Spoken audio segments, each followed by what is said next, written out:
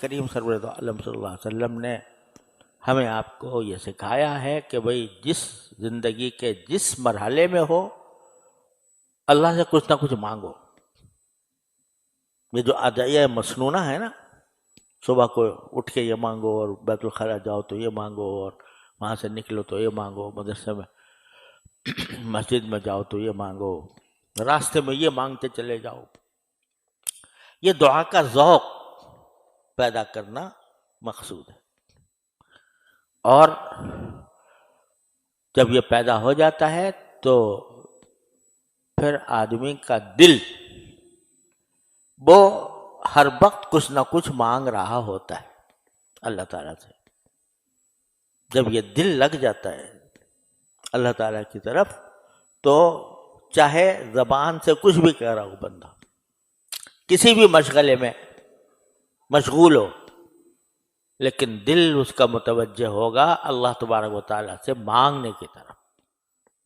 اور یہ اللہ جل جلالہ تک پہنچنے کا بہترین، آسان ترین، مختصر ترین راستہ ہے، کثرت دعا.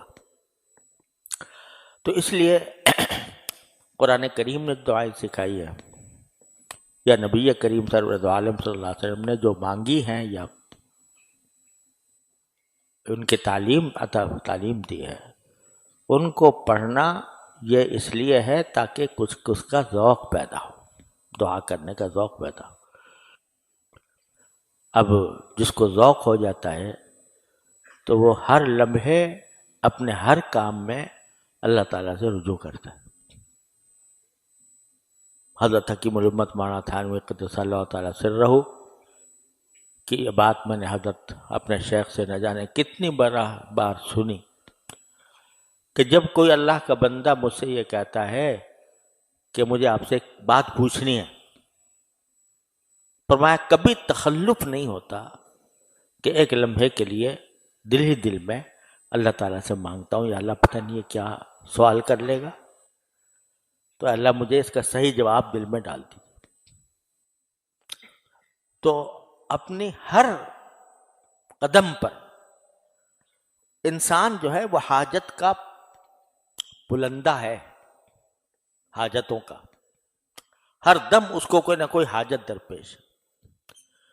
تو جب بندہ اس بات کا عادی اور خوگر بن جائے کہ جو حاجت بھی ہوگی میں اللہ تعالیٰ کی طرف رجوع کر کے اس سے مانگوں گا، یا اللہ یہ میری حاجت پوری کر دے.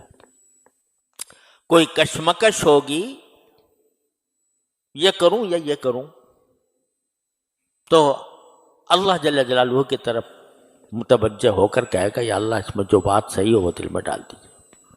اللہ حضور اقدس صلی اللہ علیہ وسلم، ایک تو استخارہ ہوتا ہے نا، وہ استخارے مسنونہ ہے، 2 رکعت پڑھو، 2 رکعت پڑھ کے پھر استخارے کی جو دعا ہے وہ پڑھو. اس میں کم از کم 5-10 منٹ لگ جاتے ہیں اگر آدمی باقاعدہ استخارہ کرے.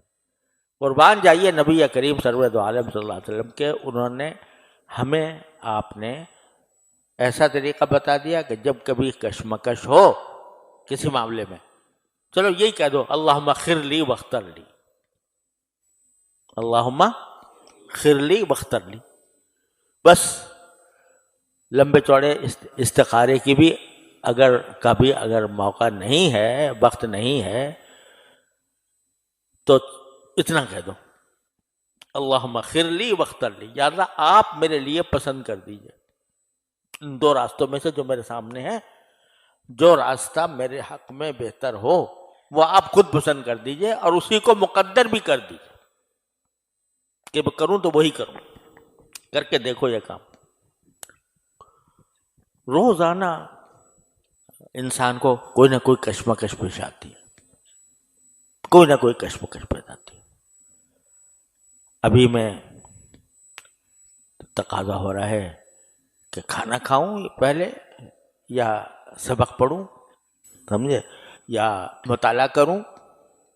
کہہ دو اللہم اغفر لی واختر لی، پھر جو ہوگا وہ انشاءاللہ تمہارے حق میں بہتر ہوگا.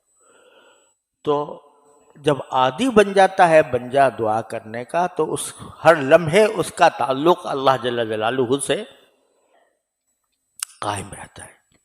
اس لیے میں نے یہ سلسلہ شروع کر رکھا ہے، اللہ تعالیٰ اس کا فائدہ پہنچا دے ہم سب کو۔